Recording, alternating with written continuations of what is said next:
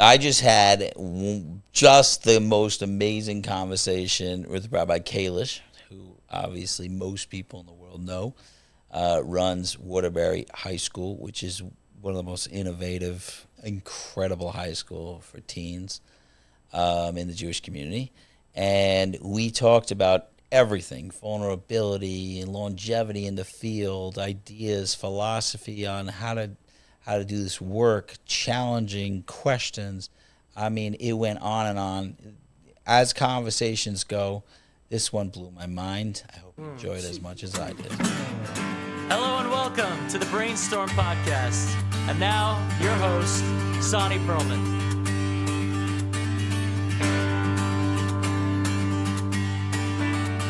So excited you're here, and you're on the top of the list of my favorite conversations I want to have. So hopefully, no pressure. So thank you so much for coming, Rabbi Kalish. This is really, really, really exciting for me. So thank you for coming. Thank you for having me, Sonny. I'm excited to be here and excited to talk together. I'm excited to meet you and just ask you questions as well. So I'm looking forward. Okay, I'm a little nervous about that, but there's so many things in our work. First of all, it's like almost always I'm being compared to Waterbury, meaning like in my approach all the time. So I don't think there's a day I don't hear your name and like we're in the same thing. I'm going to jump in and ask a question that I've gotten about myself, but I've heard a lot about Waterbury. And that question is, and you have a right to not answer it if you want to, but I'm saying the question is really, you're allowing these kids to do whatever they want, and they're doing nothing, and you're just enabling all of this unhealthy behavior, and I'm giving it as much as I can. From obviously, it's a little bit, for me, it's playing devil's advocate, but you're allowing these kids to do whatever they want, and they're going to get worse, and the other kids that are better are going to get worse because of those kids. And there's a lot of questions in here, but how, and I want to hear like maybe the depth behind it, like how do you answer, what exactly are you doing with these guys, and how are you allowing this to happen? So different from what's going on. How about that? We jump right in. Well, let's get right to it. Right to it. I love that. I love the question is awesome. And when you say like you're asking this question, we've both been attacked with this question, and like there's so much energy to the question. I would call us both the great enablers. Yes. And many would say that about me, many would say that about you. We're like enablers, and that's like, and all different camps would say that to us with all different implications. You're an enabler. You're letting my kid do, you're allowing that, and you're sitting by idly. So the question is like very charged. And I think the question is like the answer needs a good answer. The answer is the importance of the question first is not what we tell others, is what do we tell ourselves? What's the truth here? How we explain it, we'll see in this podcast, maybe you and I together. Right. You're asking STEM. And I want to say first, Sonny, that, and I'm curious to your experiences, when I was younger, attacks by anybody and well-meaning people and good questions like you're enabling. So I was very insecure about it, and I'd like freeze up at like all different. And today I could honestly say I like a good attack. Part of me likes a good attack, because I want to dig in here and say, Daniel, like, are you doing what's right? So I want to first say, like, an attack could be a very good thing. It's hard. We're doing it more than a year or two, both of us. Right. It's been many years. And when somebody like gives an attack and somebody's gutsy, at this point it used to be we're both easy prey. I don't think we're easy prey. We've both been doing this a long time. With Siyata D'Shmaya, a lot of success. Right. So now when a person attacks, and there are definitely still questions and wonders, but it's actually, thank you, like it lets us like ask ourselves, are we doing what's right, and make corrections and fix things up. So that's the first thing I want to say, that the attack, you're enabling. You're enabling. This. It used to hurt a lot more. Right? Isn't that true? Now it's like, oh, I wonder how I'm going to answer this. Let's see where it goes. Right. So all of my the attack itself allows us and forces us to rethink and sometimes adjust. Maybe it's because I'm wrong. Maybe, oh my gosh, I didn't think of that. Get the guy to do so. The attack has taken out. I'm saying the pretty side of things because attacks can hurt. Mm-hmm. We're human. We could be insulted even today. And the more we feel, I think you're ahead of me in feeling. But attacks could hurt. Well, let me. I will tell you. Interestingly, on like the saying, I restarted on having a hard time with the attacks. Let me explain. I run our place for forever, right? And I've seen the success, and I've seen the beauty, and I've seen what happened out of it. Easy schmeezy, I can answer any of these attacks, and it's interesting to me when people. But when I started our village, which is the addiction. Whoa, these kids are dying. People are dying. Like, you got to be really careful now. And in my head, I knew building this, but it was all in theory. But this is, 8 years ago. I'm like, why aren't we doing the same exact thing with the toughest population in the world that is in danger of dying? Let's try the same thing. And I get a lot of pushback. Whoa, okay, but now it's a crisis. Now you better be careful. So I'm a little bit back in the early days again. Like, I'm happy that we've had so many people come through this program, and I can say, hey, well, the numbers are incredible, but I'd be a lot happier if it was 20 years of numbers. You know what I mean? Like, so I'm a little bit, so interesting. When you bring it up like that, I'm a tiny bit in the insecure stage, a tiny bit. I try not to act out on it, but. Yeah, of course. I don't want to make it like now I'm secure at all. Because I'm actually learning to feel more and to be in touch with feelings.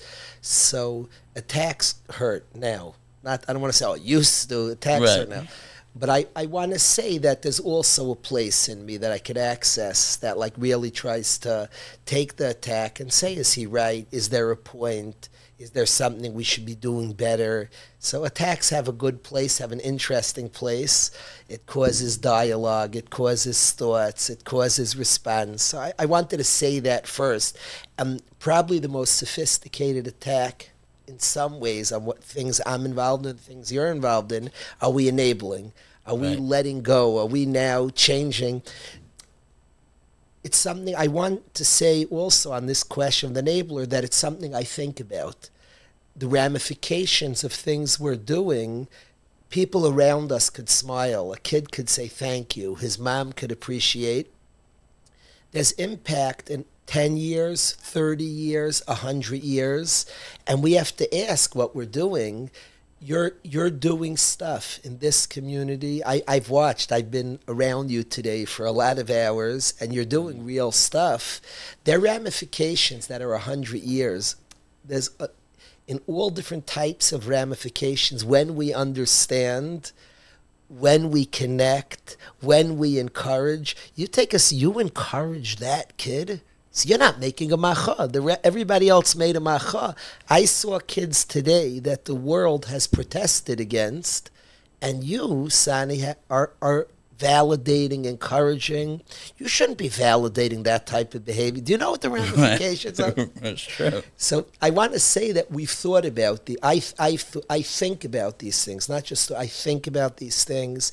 I talk with people I trust, and I'm sure you do as well. Yeah. So it's an important point that the attacks, before we even address the enabler attack, that attacks have a good place. Maybe we should even stop calling it attacks.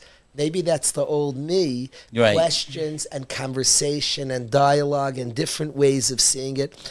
I would say to both of our systems, there are a lot of other ways of seeing it.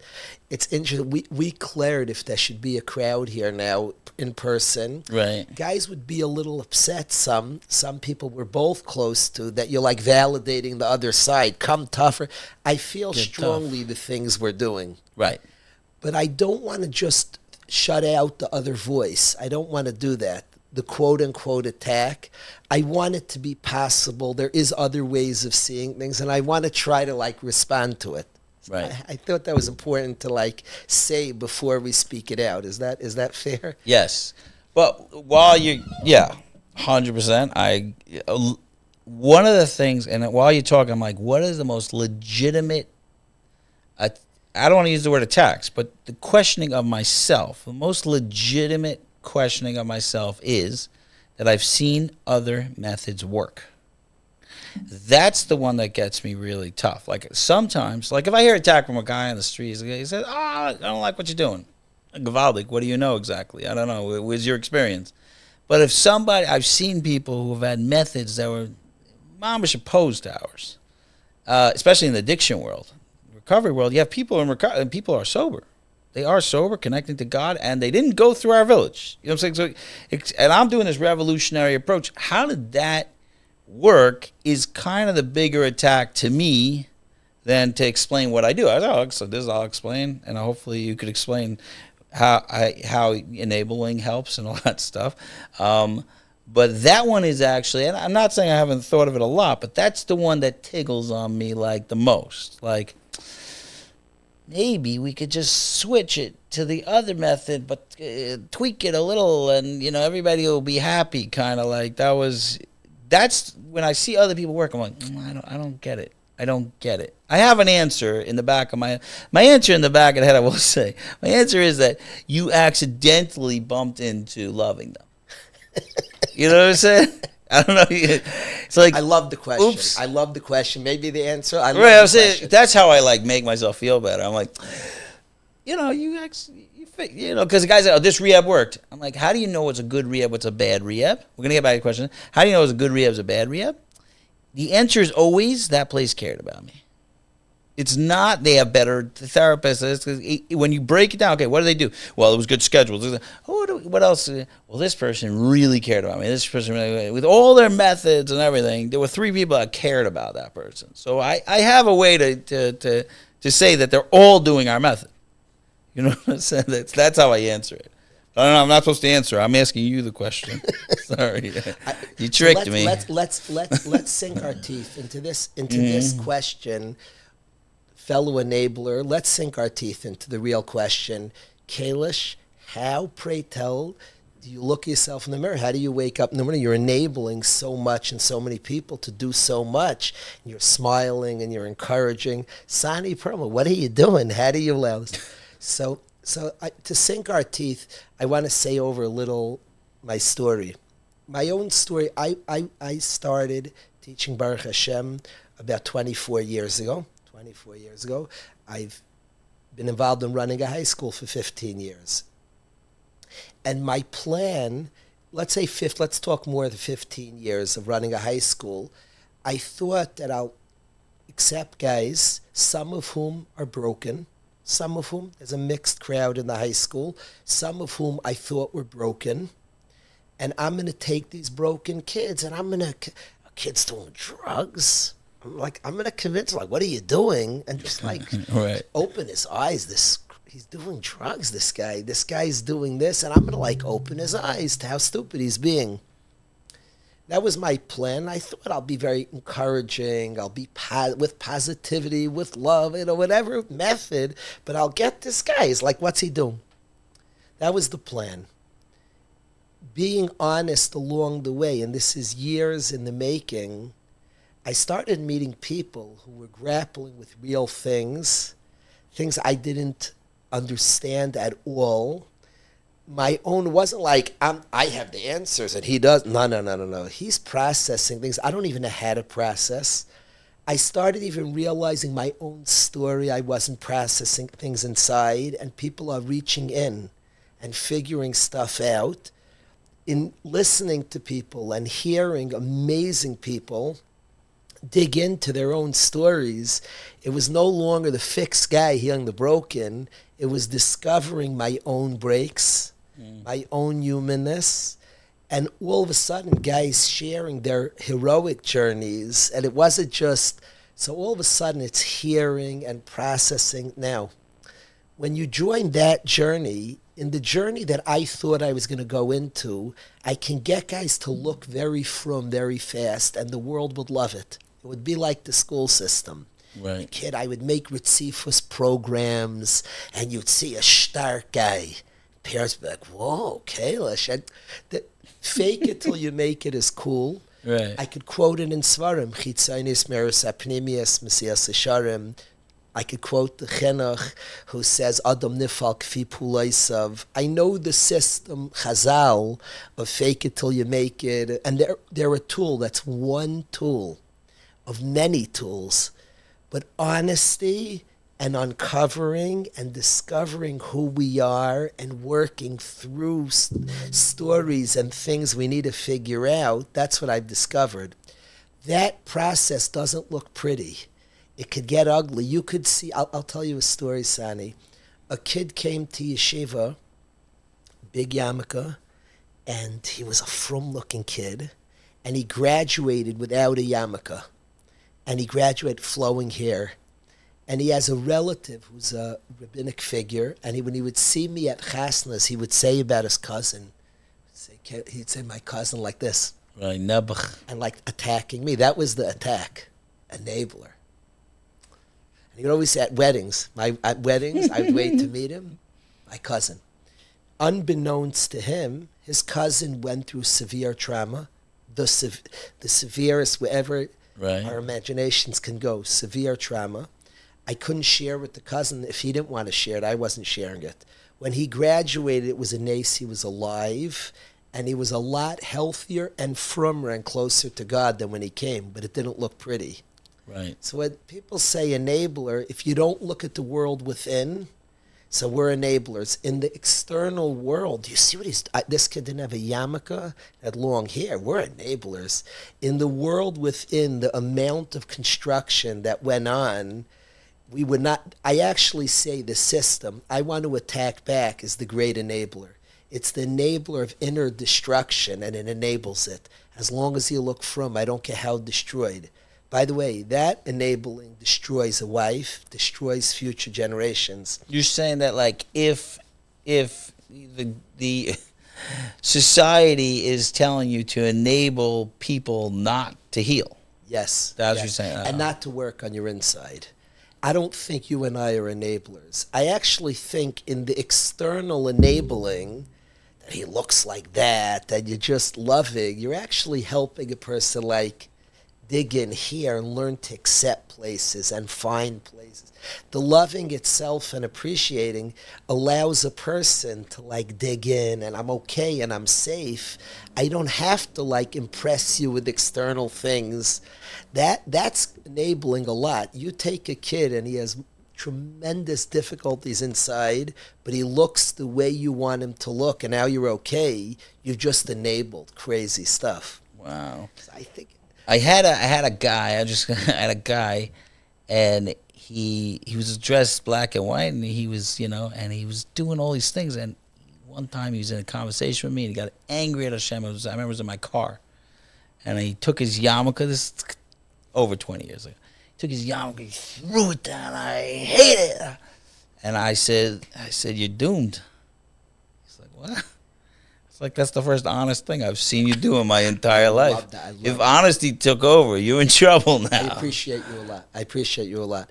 I want to say, Sani, and this, I appreciate I don't say what you do for guys, what you do for me. I'm changing, Sani. Okay. Because I want to say, a bacher I'm close to went to rehab, and he was there for a month, and he had all the good externals. He was stark. Right. A month in, he was there a month, and I sent him, it wasn't even a specific addiction. I felt he needed to get more honest with his own story and dig in. Mm-hmm. And a month in, he got upset at a kid at the rehab and like really got into a little sichsuch. They got into an argument. And the therapist says, nice to meet you. That's the first time I've seen you. He let his guard down so I agree with you. And I say to you, Sani, that this is not for them. It's for me. It's for us. What we're involved in, and if it's called enabling in the external, we're actually very demanding. For those that know, it's love for sure, love and unconditional love, unconditional. There's no but to it. Right. Besides the unconditional love, which we could talk about, that has no buts to it. Unconditional love doesn't, there's no but to it. It's not, if you do this, is there no, unconditional love means unconditional. Right. There's no but to it. Besides for that, we're both demanding, and I've learned this from the guys. The demands are in the unconditional love, and it's not totally on doing this. But when you are loved, you could actually be courageous to look inside yourself in places and get honest and figure out, because you're accepted. And you don't have to put on a show for anybody when you're loved unconditionally. Right. And then it allows for real, heavy, good work, like real work, deep work, that in a world where you're loved and accepted and not asked to perform, you could actually, it's almost natural then to do this type of work. Right, it happens. It's interesting because the way we split up, I actually talked about it a little bit in the speech today, that we have these 3 stages that we talk about, which is, well, I like to put things in very good categories to make it make more sense to me. But, you know, obviously all 3 stages are happening at the same time. But there's the baby stage, which is like the gas tank, and then the car is the, you know, is the active stage, the independent stage, and then there's the giving back stage. So those are the 3 stages. But what? Speak it out at length for every. I want people to hear Okay. Yeah. No, I think I have. Well, let's speak it out at length. So the mashal that we have, the allegory that we have, is that we all have a self-esteem is made up of a gas tank and a car, which is the worthiness and competence. Those are the 2 parts, and everybody is trying to be competent. But if there's no gas in the gas tank, then you're competent for a week, a month, and then you just pass out. So the gas tank is the love tank. That's if I could feel confident and I could feel like I am loved, I am being held. I'm being held. Then if there's enough of a security blanket of being held around me, then I could drive my car wherever. I could go anywhere. I tell the guys, you have a Maserati, you have the best car. And what I was saying is that, and I'll go a little bit more into it, but what I was saying is that you don't have to worry so much about the second stage, because that's the part we're not enabling, is that when their tank is full, you're just saying, okay, now you could drive your car. Now let's see what your car does. Oh, you need a little oil change into this, let's work on that, but you don't need much. Car is a great car. So that's been my experience. Is what happens with a gas tank is trauma and stuff like that happens, it starts to leak. And then you have these empty gas tanks.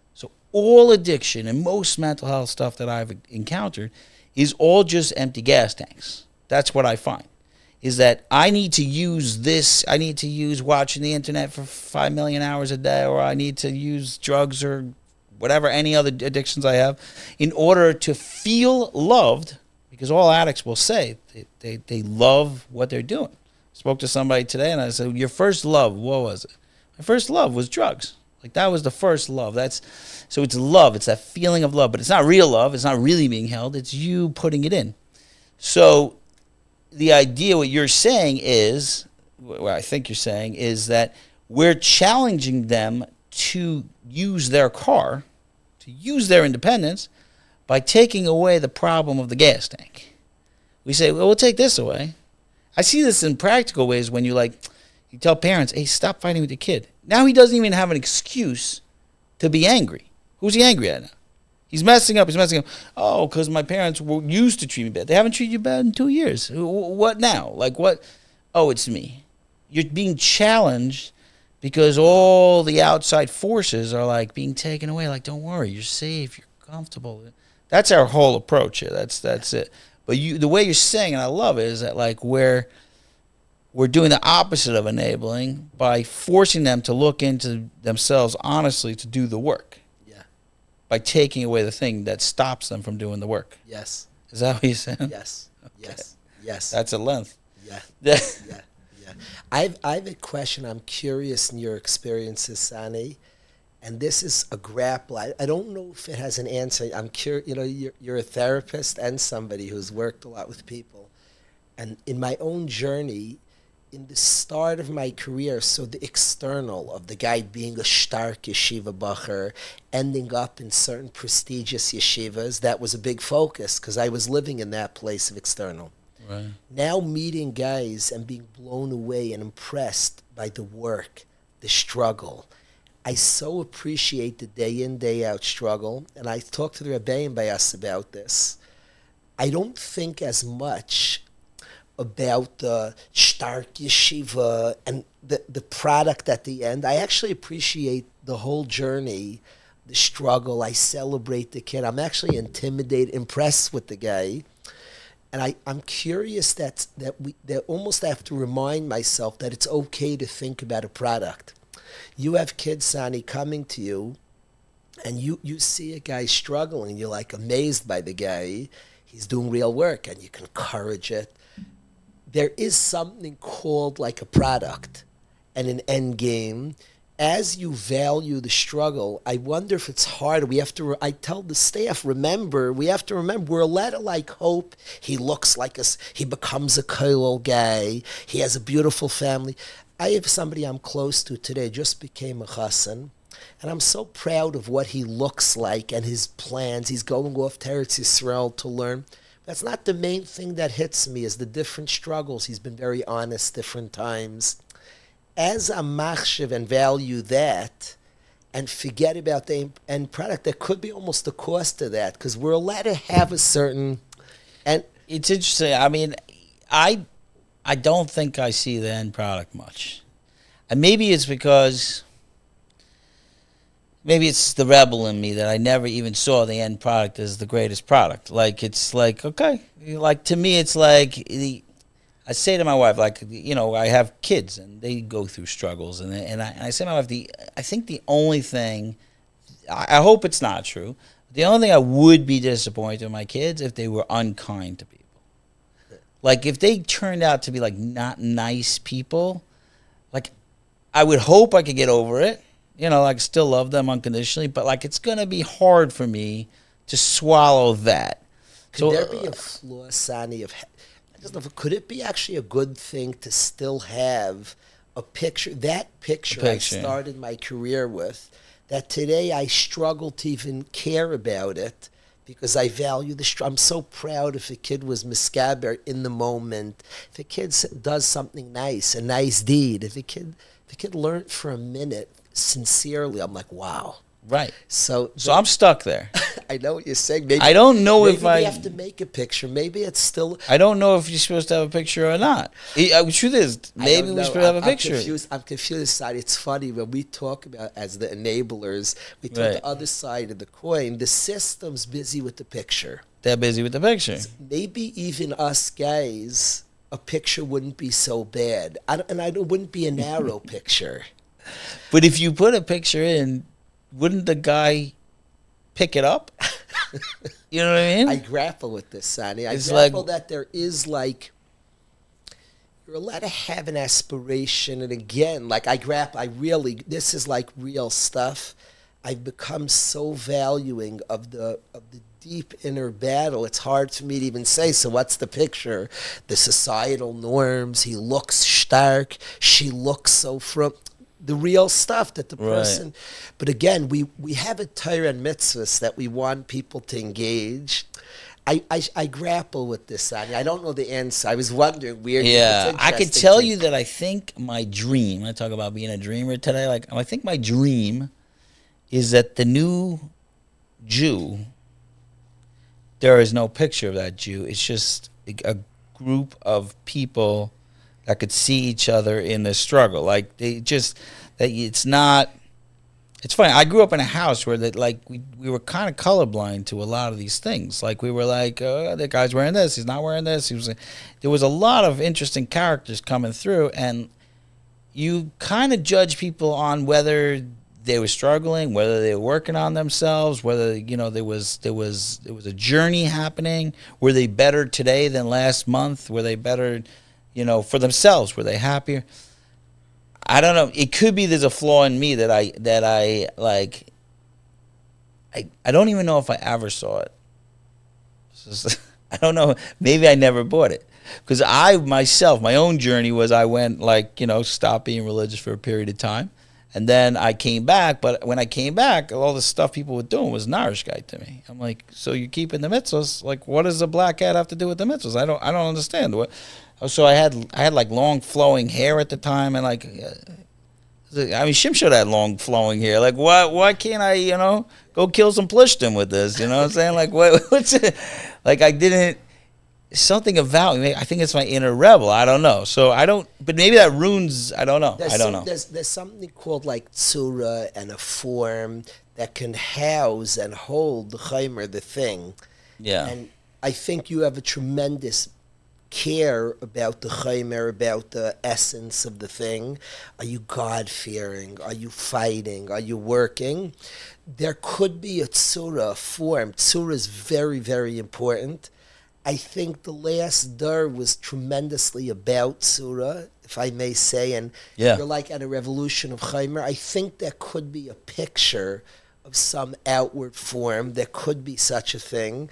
I think maybe it'll come together. There'll be a form, but it won't look like this. Maybe or it will look like all of it. Yeah, I'm not worried. I don't know. It's funny. It doesn't have a dress. Even the picture I have, and I'm grappling with this. I'm like telling you that I'm struggling. And what matters most, Rahman Ali Babai, Hashem wants the person who's pushing to serve Hashem, who's loyally and sincerely connected to Torah and mitzvahs, is connecting in a deep way. I think having some picture, and the picture we can draw it, having some like healthy picture. Now again, understanding the ikr is the Rahman Ali Babai. I think that could be an amount. I leave it as an open-ended, interesting. It's definitely a journey, because I respect today, in a much deeper way, that person fighting for the mitzvah, fighting for that honesty. I've like the guys we share people that we're close to, and I just sit back. I'm like, wow. You see somebody. I told you, Sani, today that a boy I'm close to is sitting in the middle at a rehab in a distant place, and he davened the Kabbalah Shabbos with sincerity. My Kabbalah Shabbos does not compare to that. I was at the Rebbe's kever a few weeks ago. It was the middle of the night, and I went to daven for something. And it was about 1:30, 2 in the morning, and we were about, probably I would estimate 15, 20 people were in the kever, but next to the kever davening. And a teenager walks in, and he asks for quiet. He looks around, he's there for a little while, and he quiets everybody. We're in the middle of davening. Wow. Like nobody talks, and he says, can everybody be quiet? So he says that I don't know how to pray. I don't know what the words mean. I don't know how to pray Psalms. Could I ask everybody? My name is Bob and Joe. I don't remember his name or his father's name, but he asked, could I ask everybody here to pray for me? Wow. In my mind, like you, I'm just like, could you pray for me? This guy, this pure soul, like sincerity. Could you pray for me? Like I'm like the beer, like just take my beer, take my jacket, take like this pure soul who just sees people talking to God and wants it. That's precious. Now, I'm not promoting people not knowing how to read. Right. I'm promoting the sincerity that kid had when we know how to read. Right. So so we could push a tzura and a form, but I want everybody to have the sincerity of that kid. 1:30 said, guys, I don't know how to read this. Could you pray to God for me? The sincerity, the humility, the realness of that kid. That's what I'm moved by. Even though I'm moved by that, and not even though, with that, I have a picture of success. I want guys to know Shas. But with that sincerity, and what I value most is that sincerity. So it's almost funny, Sani, you're pushing people to know Shas. Right. And then you're blown away by that kid. So what are you telling? Just forget Shas and be sincere? No. Well, I'm going to tell you that I think I'm really thinking about this while you're talking to me, and I realize that my struggle is when a guy looks exact, meaning like he goes and he puts on all the stuff, and then I still have to know that in there is not just the tzura. He's got the panemius of what we were dealing with. Like in my thing, I see a guy, he got all stark down. Like, did he stop? Is he one of them again? Like what? How many? So a little bit. How many kids, Sonny, do both of us have to hold back? They're ready to stark out. They say, stop.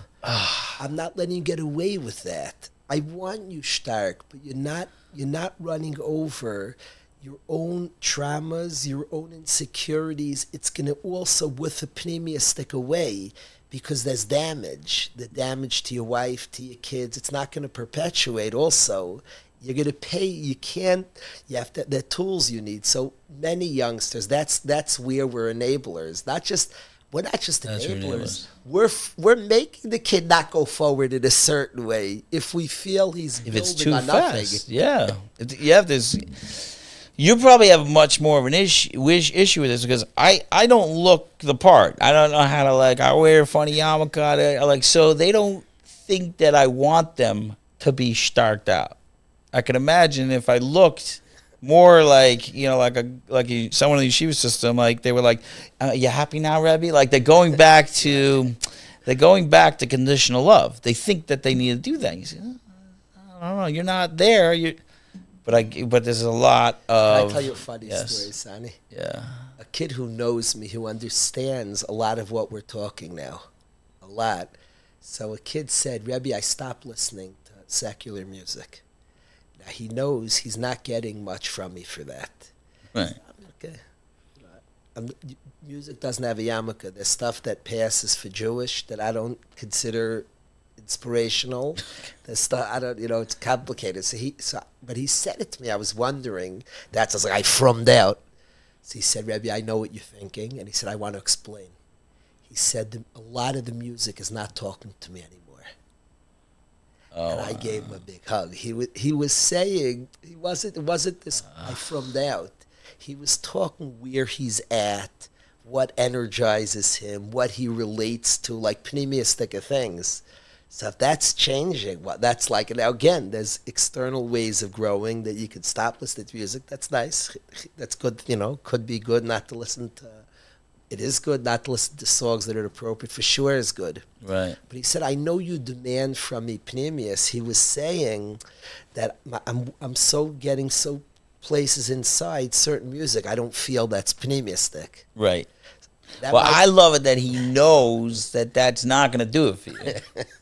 To me, that's because I think I've seen a lot of people trying to make the Rabbeim happy, proud. They're playing it again. They're playing the same game, and very dangerous, very, very dangerous. We're both dealing with the dangers of the good boy game, of being a good boy, fitting in, doing the frum thing. Right. And that's wonderful, but we're both going to try to hold accountable to being true to oneself, to digging in. I'm not the front lines of this game. I've been impacted by guys, to be more honest with myself. I'm getting there, and I'm appreciative of that whole. If we name this movement, it's a pneumistic movement. Yeah. It's really the word honesty, sincerity, authenticity. Serve Hashem honestly. That would be the name of this movement that we're both into and part of. Yeah. I will say, go back to the tank again. We have it took a long time for me to figure this one out, and it's really relating to what you're saying, is that the tank is leaking. Right, and so we have to do two things. One is patch the tank, and the other one is to refill it. So what I found, and you were kind of alluding to it, is that some people are loving the filling. The way to patch the tank, I'm jumbling the words, but the way to patch the tank has to come with a challenge.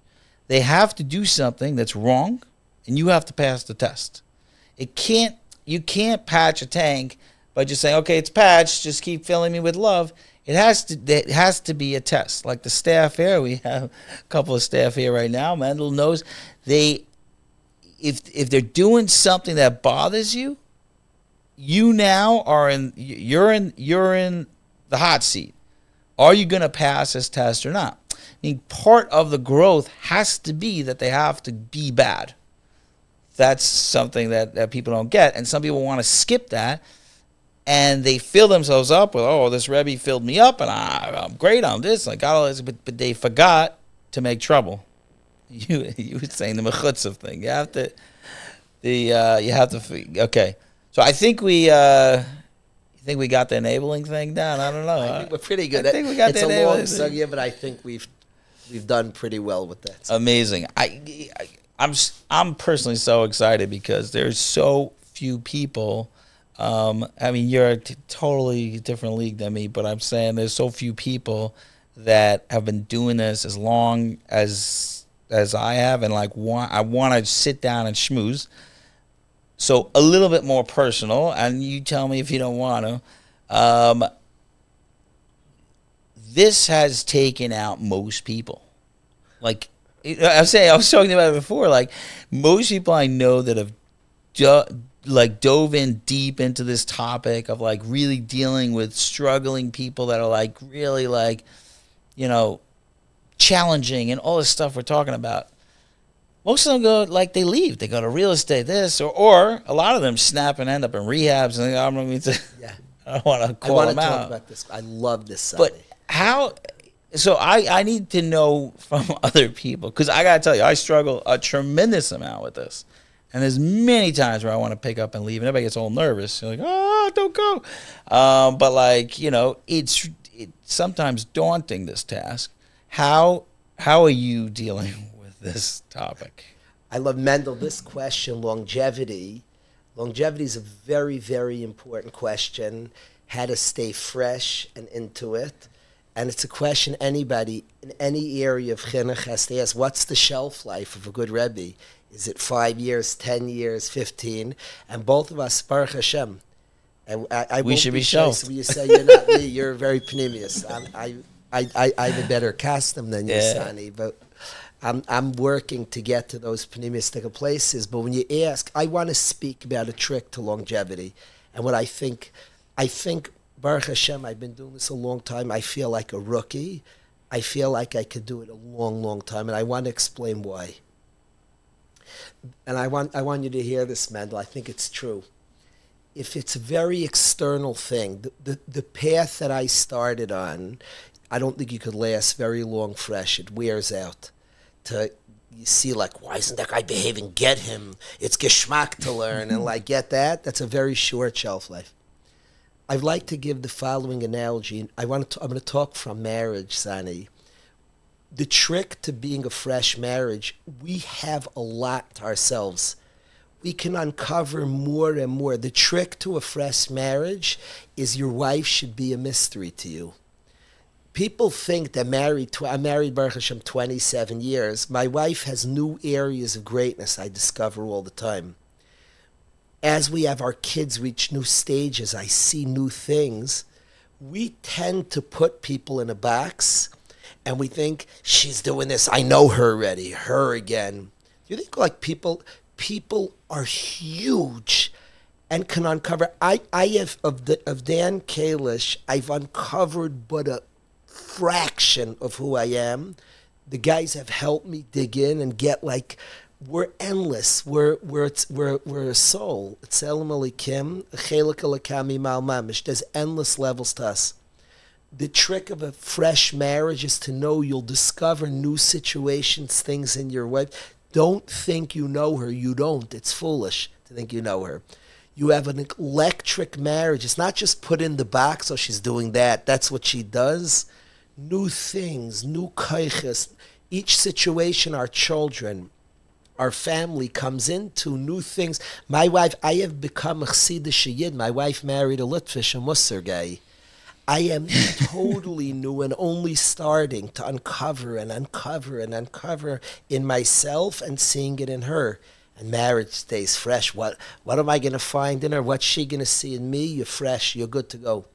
In chinuch, if you're really not, we're not like finished. Each new guy is uncovering new madrigas, and the journey is real and figuring out and processing, getting in touch with the deepest things.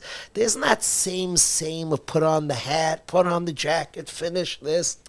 Baba Kama stays the same, but the Yid and his attachment to Baba Kama is like a new journey, a new Kiddush Shamayim. This is real, authentic, and in his journey, I uncover new things in me. I only found parts of me because of the guys, because of guys I'm close to. So there's something fresh and new, and when the journey is in the pneumistic journey that I've come to learn, it's not so easy to get tired out. It's adventurous. I worry, will I have the energy and strength to like engage in a live, wild, deep journey of digging in? So I want to keep the energy up that I could like, but it's energizing the internal world, discoveries are all over the place, new, nuanced, unique. So it's not just that if it's the external journey. If you had, Sani, as guys come to your beautiful environment, and it was just an external, get him a job, this and this. Right. So then, okay, how long could you do that for? I've done this, been there. There's no been there, done there in this journey, in this deep, profound journey of each guy. I'm thinking guys we share closest to, it's an adventure. It's Each new, one is a and full it's a world world that we don't know about. And like we're here to like understand, and it's like, so to get tired out, I look, it's not a chiddush. We both of us are done this a long time and feel fresh about it. Do you feel like I got it already? I know it. I've seen it. Well, already? it's interesting because it's something. Every once in a while, I feel a little embarrassed. But you're telling me something. It's very, very exciting for me because, we sit in a staff meeting and we talk about a new topic of a guy. Now, I've been around forever. Like I started in '99. It's like I've seen everything, right? All the time. Like I don't know. And the staff was like, but we're looking to you for an answer. And I'm like, this is whack. I never seen that before. And like, it happens once in a while, and I gotta sit and think about it. I know I'm supposed to be the guru, like just flipping out answers. Here you go, and sometimes I'm just like, mind blown. I need to sleep on this. I got to talk to people. You had a good principle, Sani, like you were describing the 3 stages, and the principles we have might be somewhat stagnant. Even that, there's some endless nuance to that we've discovered. Right. So it's I give a Muser vad, Sani, every day. Now it's not really a normal thing to do. Every day Muser, it's called Muser. Right. The truth is I just share what I'm discovering by the minute, by the second. I'm trying to the Muser belongs. I'm close to guys. It's Johnny, it's Nafti, it's Daniel. It belongs to them. And I just share things that I'm opening up to and trying to share that with the world. I'm really literally broadcasting worlds that people are showing me and trying to put some words to it. And so we have some principles that we could say at staff meetings. If you ever discuss names of guys, forget all the principles. The principles I had a professor who said to me, he said, learn everything and forget it all. Now you're with a person. I was one of the best advice I ever got. He just just forget, but learn it all. Have all the good theories and the philosophies and stick it in and then forget it all. So you say after all these years, you still have a sense of mystery where you're discovering. That's exactly more of me. And I know I'm feeling this with my wife all the time. So what keeps life is so. If somebody ever feels my marriage, we're together so many years, that I can't believe how silly a person is. You haven't met your wife yet. To think a guy's married 27 years, as I know her, he doesn't understand life. You convinced me to go on more dates. I need to. Of course, I need to discover this woman. Situations like our kids, the unique situations Hashem's give us. You're like, when did you do that? When did you become that? Your kids get different ages and stages and different. When did that happen? When did we chap things and become things and allow for mystery? Allow her to shock you who she is. So this is true in chinuch. In chinuch, if you're just an external thing, it's boring and done. Right. If you're allowing to discover new parts of you, and you interested in discovering deep things in people. I'm thinking of a bacher who you're close to, and advice you gave him, Sani, that there's a guy I'm thinking of right now. I wish we could, there's a podcast, and we're both, I have forgotten it's a podcast for a while. Okay, right. But if we didn't have a mic here, I would say his name. Not that I talk, but we both share a love of this guy. Advice you gave him shocked me. You were so with him. You got him. You saw him. You understood him. When we're with somebody, allow ourselves to be with somebody, we get new understandings of him, of ourself, of life, of Hashem. It goes back to the enabling sugya. Much of what we're doing is not a shita. Somebody says, how did Kalish, I have no shittas. Like, forget shittas.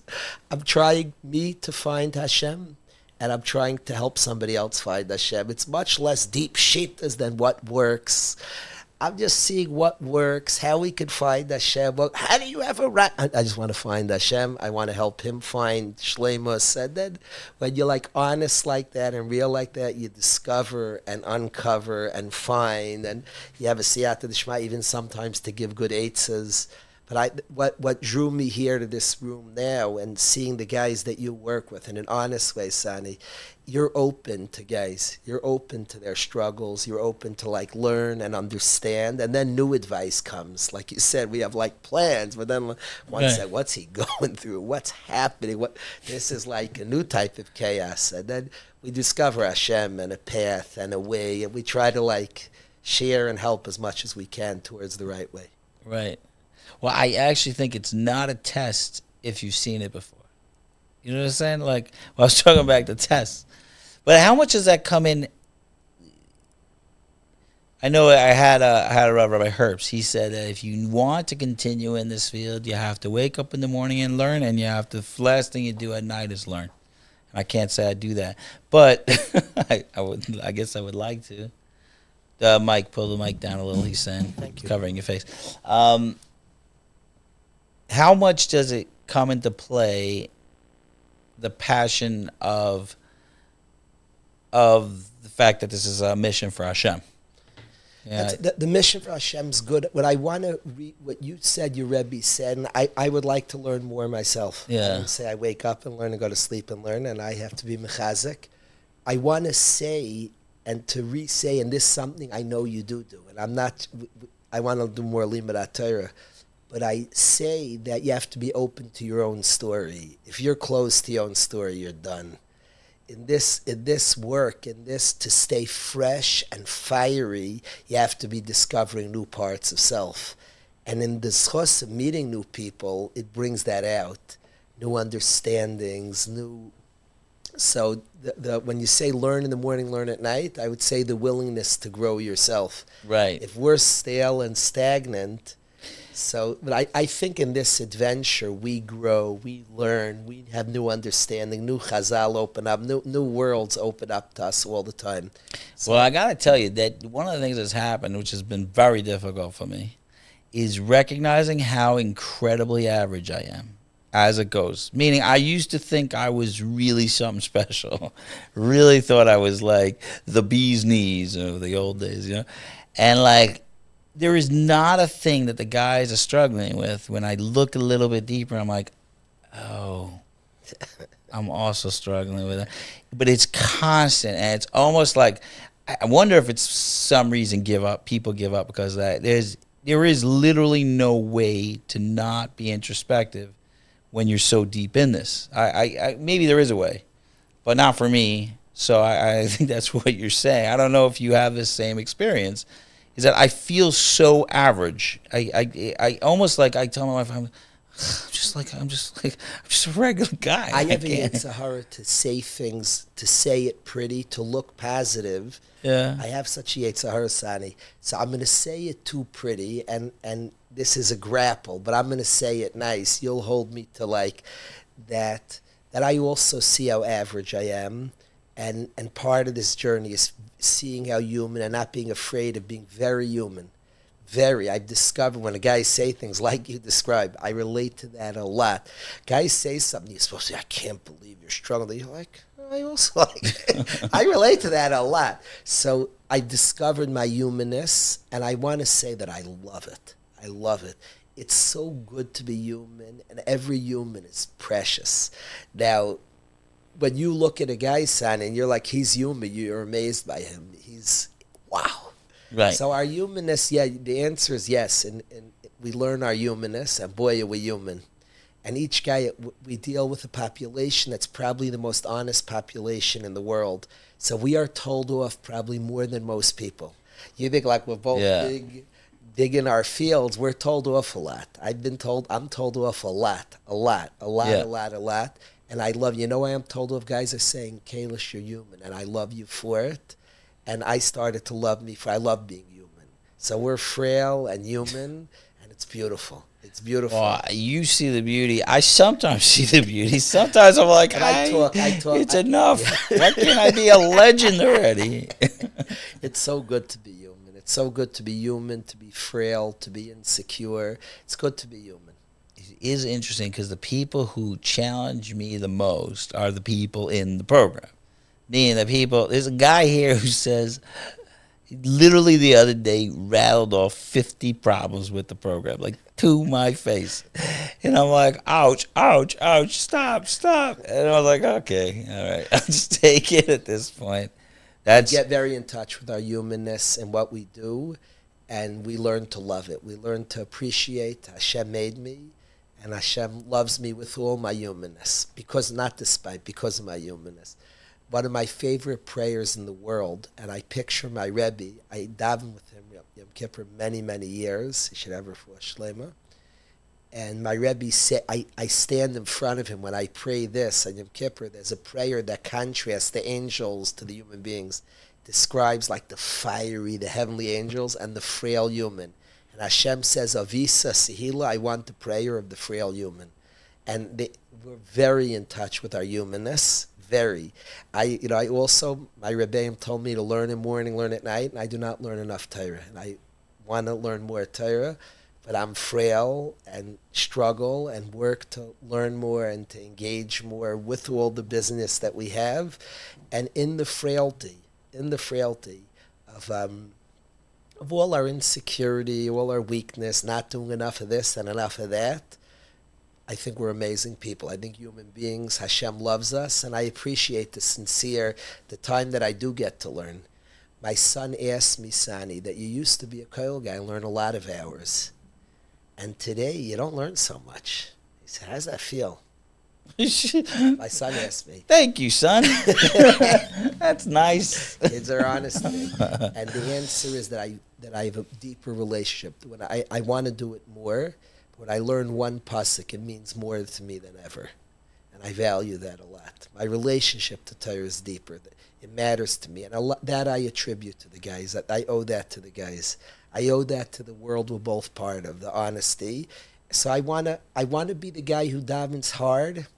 If I had a closing line to this conversation, Sani, I want to be able to, I don't promote that youngster who walked in who couldn't read. I want to know how to read. And I want to read a lot, but I want the sincerity of that kid who said, I can't read this. Could you all pray for me? So I think we've discovered and this is a journey we'll stay on. Let's stay in it together a long time. There's a custodian by us. Remind me your first name? Mendel. There's a custodian by us who's been there 25 years. And 20 years in, we both had done it for 20 years, and I appreciate it. His name's Alan, and he's a guy who really likes the yeshiva. He's been through his own struggles. He probably should speak to Sani, and he lives in the inner city, but he cares about the yeshiva and likes the yeshiva. And Alan and I made a pact. After 20 years, we said, let's do another 20, then we'll talk again, but let's commit to another 20. 2 years later, he got deathly ill. And when I davened for him, I asked Hashem that me and Alan committed to 20 more years. And he just is in remission about 2 weeks ago. Wow. Alan's in remission. We committed to it. I say to Sani also that let's stay young. Let's stay at this. Let's another quarter century. Let's do it long. We both started around the same time. We've been without sitting down. It's not like we've had this chance to sit down. We'll sit down without mics too. But we both started at similar times. Literally, I came to Waterbury about a year and a half after you started, and we've crossed paths through people we both love, who've both interact with crossed paths. And what you're doing, I appreciate tremendously what you're doing. It's meant for everybody, Sani. It's meant for me, for you, for our families. If people say they don't want to do our line of work, is it going to affect your kids? And I say to anybody out there, it's going to affect your kids. So be very careful. They're going to be honest too. And it should be Hashem's will. It should affect me and you continue our work to affect our families and our grandchildren. Let's do it another quarter century longer, and then we'll sit down again and clear if we want to keep going. We'll figure it out. I did come up with a new line. Then I'm going to ask the last question because you have to head out. the line I decided to coin a new phrase called helper fatigue, which there is a line that goes, I think, empathy fatigue. Is it empathy fatigue? What is it? You know? Anyway, when I started getting upset that people would say the word burnout, because it sounds like it's my fault. I say if I'm with all these people and all their suffering all the time, I'm gonna feel tired sometimes. Sure. Like there was no I had to take away the what are you doing? Are you talking to your supervisor enough? Are you doing this and all that. I want to say thank you because you started this conversation with you're a therapist and you're also someone who spends a lot of time with people, and I thought that was a great way to describe me. It's two different things. Which I love. The other thing I want to ask you, as I ask everybody, is, two questions. One question I don't ask everybody, but I thought of this question.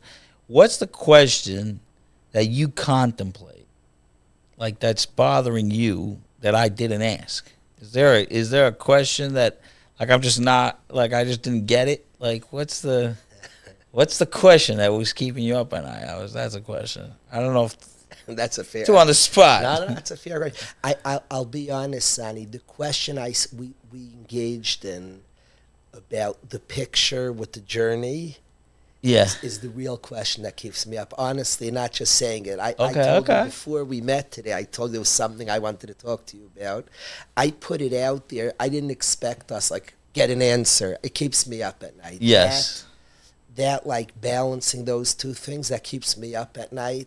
We could talk about that longer. I think both of us, it hits. Yeah, we didn't have an answer, which I like. The question was good enough. Yeah. Sometimes it's good enough to just sit with a question. Yeah. Maybe there'll be an answer. It's interesting. You describe coming from the place of internal, and you describe thinking, hey, is there an external picture? Is there, but that's limiting. Right. I get turned off from, and I came from the place of more external to finding the internal and being enthralled by it. So we're coming from different angles of the question, but I do get, that keeps me up, that wondering about that. It's in a personal sense. Even you talk about external goals. Of how many hours. My Rebbe said, learn in the morning, at night. Right. And I'm describing, I like when I learn that it means something to me. But it's also good to hold 3 hours, say there's grappling there. That keeps me up, so that's valid. So that was something really to discuss. Right. I do want to make one clarification. I think the point he was saying is that if you don't focus on Hashem in the morning, focus on Hashem at evening, you forget you're a vessel for Hashem. Well said. That was interesting. And I think I've forgotten, but I'm trying to remember. We'll see. That part has to be with us. I wanted something you mentioned, Sonny, in passing about self-care. So taking care of oneself. When anybody talks about longevity, they'll say self-care. That's changed what it means to me. Because the external version of that is make sure you take your vacations and that's true. Self-care is important. I'd say being present in your own life. Everything we're doing is being present. Being present means sometimes I'm tired, sometimes I'm down, sometimes I don't have the strength to do what we're doing, being present to myself. I can't be present for you if I'm not present. So being present, part of being present is not having strength one day, is being tired, being sad. That, of course, for longevity. So self-care, deeper yet, be present to yourself, to be present for others. Show up for yourself, show up for others. We can keep going a lot. We have a lot of energy in us. Be present to yourself, be present. If teaching is just an external act, and you don't have to be present for them, you have to be present to yourself, you burn out. Then there's burnout. Right. If you're present to your own self, who you are, what's happening inside, so you could show up for other people, you can go a long time with a lot of energy. Wow. I'm being very, very inspired because I like hearing from someone else. I need to know the answers. Okay, this podcast is mainly for me. This particular one. I promised one last question, but I have another one. The question that I grapple with a lot myself, and I think probably is that I make deep connections with many, many, many people, and I don't know how to stay in touch. It's a very practical. I don't know if it's practical. I don't know how to tell them I still care about them when And I've gotten people, like a lot of people have gotten upset. Like, honestly, you didn't tell me you love me today. Like, it's become to a place where if I, let's say, some people call everybody on Friday type of thing. I would call all week, just hundreds and hundreds and hundreds of people if I told everybody I cared about them. And it's impossible. So, I mean, I'm assuming that you may struggle with something similar to this. I'm curious how you deal with that. I want to say to that, Sonny, that all of us, and I have to do a better job being more in touch. I'm terrible with my phone, and being more in touch. The care is real, and then I just have to be a present person, present for me, present for others. I have a tendency of people-pleasing. If my calls are made, I'll rip out my phone and say, oh, I better call, like he's going to be mad at me. That's not being present. So I look at the list and look at I have to be present. When we're present to ourselves and present for others, people understand us. They know we're human. They know we only have X amount of time. But I'm going to be as present to me. My family comes first, my wife first, my kids first, my order of my life. My wife and kids first. Right. Everybody I'm involved in, the yeshiva, that whole community. Second, me last. That's my order. When I say me last, it's not like we have to be present to ourselves, but I do feel the missions matter to me. I could put those things before me. I don't mind that. Right. I'm capable of doing what I need when I need. As long as you're in the list. Yeah, right. You want to be in the list. You better be on the list. Right. That's real. I've had years where I was not on the list. Right, that's for sure. We have to be on the list. That's not being present to me. And then when I'm present to me, not coming from a people-pleasing place, because that's a bad zone and I've learned how to battle that zone of people-pleasing. Somebody's going to be mad, still be mad. They'll be mad, but I'm still love them and I'll still be close. But if I could be as present to all the people, present to myself, present to my wife and children, and then present as I could be for everybody, for anybody that we know. I think it's dangerous pressures of keeping up, of making sure I'll be as present as I can, as much as I can. I don't want it to come from a people-pleasing place. I don't think that's a healthy place. The fact that we have many people we want to keep up with, it will come out when you see somebody and you give the chizuk that you give, the person will chap that you've wanted to call more. It comes out because it's true, and it's not from a place of beating oneself up. It's not when somebody's upset, I can't believe you haven't called me in 3 weeks. Maybe they're right. Then maybe I have to try harder. Right. But usually they could see that, he really likes me. I don't have to prove it. When I go to Eretz Yisrael, Sanis, we have hundreds of alumni there. I always on the plane go through the thoughts. I really like the guys. I respect the guys. So it's not like a heavy, like overwhelming pressure to be this for him. Maybe we really like each other. We just really do. And just like take comfort in that and then try our best to be as present as we could be. So because you have a heart and care for the community tremendously, to calmly with that, that's how I see it. Well, it's amazing. I mean, because Yeshiva's pretty big at this point. It's like it's getting, besides for all other people. So here's the last question. The last question is, what's like, and I'm sure there's many, but what is like the message that like your rooftop message to the world? Like, if someone needs to hear, like, what does the world need to hear right now? Don't be afraid to be honest. Don't be afraid to be human. Don't be afraid to be lonely. Don't be afraid to be insecure. David HaMelech, Klal Yisrael's all saying Tehillim in the situation we're in as a people. David was the loneliest. David HaMelech, all the feelings, they're all places. Don't be afraid of. Acknowledge to a friend. Acknowledge to yourself, most importantly. Those would be the words. If we were speaking for the people we're close to, Sani, I ask you, if you would say the deepest message. Now, we speak a lot about connection and community because only in that place of honesty, two humans connect beautifully. Two like heroes, two like perfect people who are just there's no friendship there, there's no closeness. Two humans, frail humans who don't return calls enough, humans who forget and are late to things. Two human beings, frail humans, connect deeply. So my main rooftop message would be honest. Don't be afraid of imperfection. What would be your message? I think about this actually, because I asked this question, but no one's turned it on me yet. So I was like, because I keep thinking, what is my message? You said something today that like feels like it should be my new message, which is stay curious, because I didn't have the word for that, but it was like, it's not, I mean, I wouldn't have said this word before this message, but before this podcast, but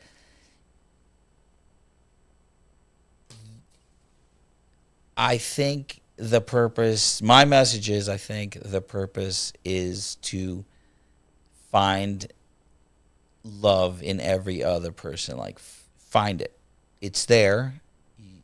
Find that love, and then magic happens. Like, it's just, and I see some people come to me and they talk about that marriage, and I'm like, find it. Find it's there, and then you're gonna be curious, and you're going to make, and then magic. I see magic. What do you love mean is by the find your love to them? To them, like, it's, you know, there's something in this person that you will love more than anything, no matter how dirty, smelly, this, whatever, like whatever he's like bothering you.